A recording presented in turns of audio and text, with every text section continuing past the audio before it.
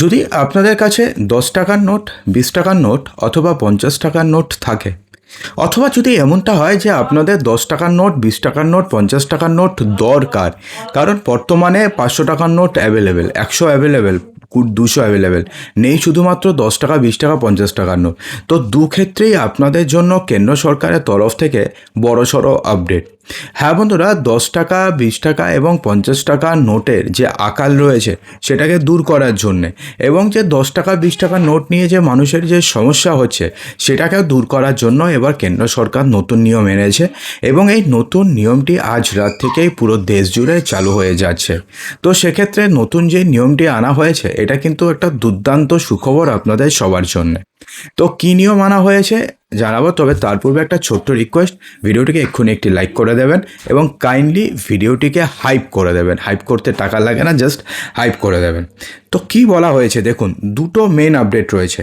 প্রথম আপডেটে বলা হয়েছে যে ভারতের অর্থনীতি যখন ডিজিটাল লেনদেনের দিকে দ্রুত গতিতে এগিয়ে যাচ্ছে, তখন সাধারণ মানুষের দৈনন্দিন জীবনে কেনাকাটা এবং ক্ষুদ্র ব্যবসায়ীদের সুবিধার্থে কাগজের নোট বা নগদ অর্থের গুরুত্ব কিন্তু ফুরিয়ে যায়নি। কারণ আপনি ধরুন কোথাও একটা 10 টাকার কিছু কিনলেন, ধরুন আপনি বাজারে গেলেন, বাজারে গিয়ে ধরুন শাক কিনলেন 10 টাকা, তো সেটাও কি আপনাকে যদি অনলাইন দিতে হয়, বিরক্তিকর ব্যাপার। সেক্ষেত্রে 10 টাকা আপনি হাত থেকে বের করে দিয়ে দিলেন, বা ধরুন 20 টাকা দরকার বা 30 টাকা, ধরুন আপনি টোটোতে কোথাও গেছেন, তো সেক্ষেত্রে 10 টাকা, 20 টাকা ভাড়া হয়েছে। তো এই সমস্ত কিছুতে যতই ডিজিটাল হোক, তো হাতে কাগজের টাকার প্রয়োজন। সম্প্রতি বাজারে 10 টাকা, 20 টাকা অথবা 50 টাকার নোটের সংকট দেখা দিয়েছে। এটা মার্কেটে সত্যিই নেই, যদিও পাওয়া যায়, সেগুলোর নোটের অবস্থা এতটা খারাপ যে সেটাকে ব্যবহারের যোগ্য না। তো সেক্ষেত্রে এবার অর্থমন্ত্রক একটি স্পষ্ট এবং আশ্বস্তকারী বার্তা দিয়েছে।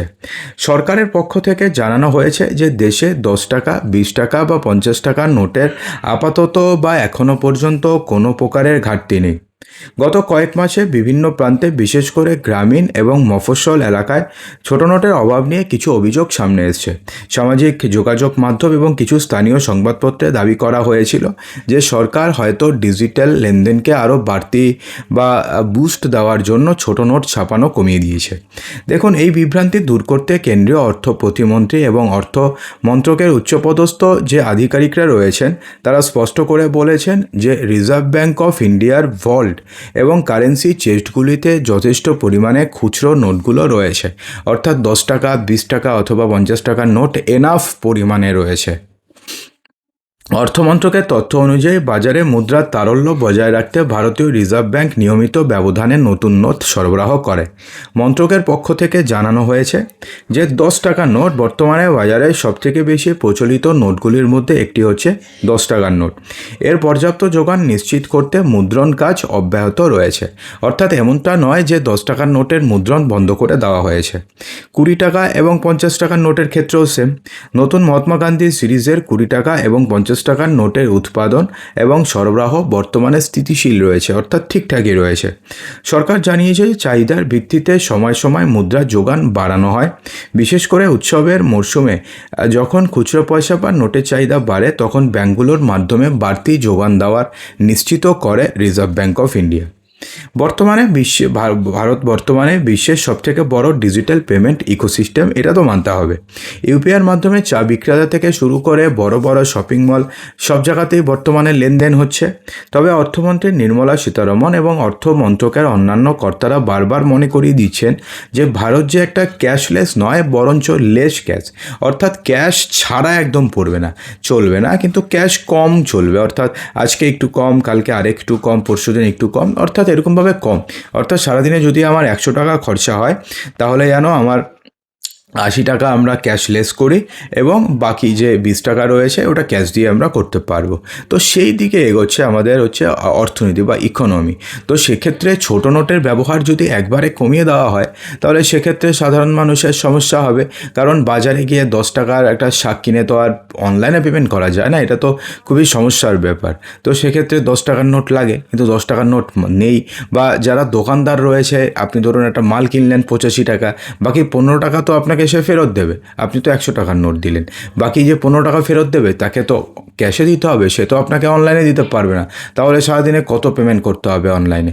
তো সেক্ষেত্রে তাদেরও সমস্যা হচ্ছে। তো এই সমস্যা মেটাতে আরও একটি বড়সড় পদক্ষেপ নিয়েছে। দেখুন, এবার বলা হয়েছে যে এবার যে এটিএম রয়েছে, এটিএমের মাধ্যমে 10 টাকা, 20 টাকা এবং 50 টাকার নোট তারা যাতে ডিসপেন্স করা যায়, তো সেই ব্যবস্থা করছে। দেখুন, সংসদ জানিয়েছে যে ক্ষুদ্র মূল্যের ডিসপেন্সারের মাধ্যমে ছোট মূল্যের নোটের জন্য একটি পাইলট প্রজেক্ট চালু করা হয়েছে, অলরেডি চালু করা হয়েছে।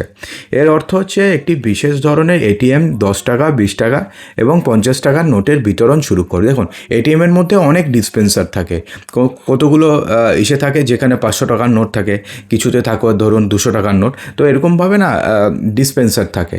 তো এখন ব্যাপারটা কি হয়েছে, তো এরকমভাবে একটা 10 টাকা, 20 টাকা এবং 50 টাকার নোটও লাগিয়ে দেওয়া হবে। তো এর ফলে কী হবে, আপনি যখন টাকা তুলবেন তো 10 টাকা, 20 টাকা, 50 টাকার নোটও বেরিয়ে আসবে।